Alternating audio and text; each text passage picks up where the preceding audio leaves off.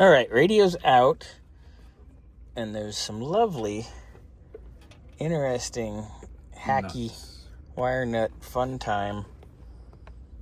Like somebody put a fader or something in here. We'll have to go chasing that down. But yay, more nonsense, more fun. What in the hell? But radio's out. So we can go pop that on his porch shelf. Morning, sir. We can go. Gentlemen, where? We don't see any of those.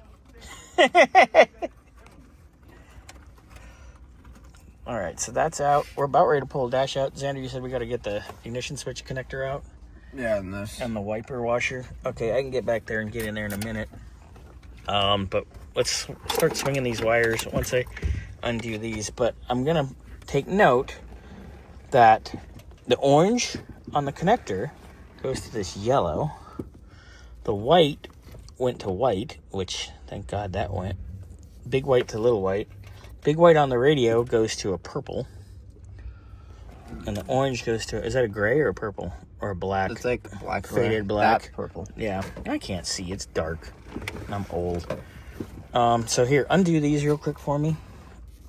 So we can pull this radio and set it on his part shelf. What a hack job mess. Ugh, this is the crap I hate.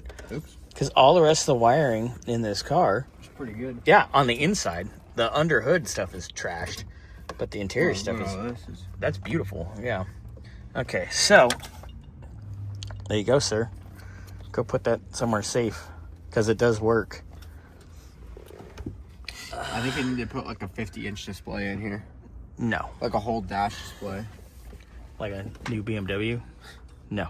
I had one as a rental. I hated it. Yeah, it's stupid. Hated it. The Audi I had in Kansas City was nice, though. Anyway. Carrying on. For notes more than anything else. So we can see that wiring back in there. Everything else is unhooked on this side.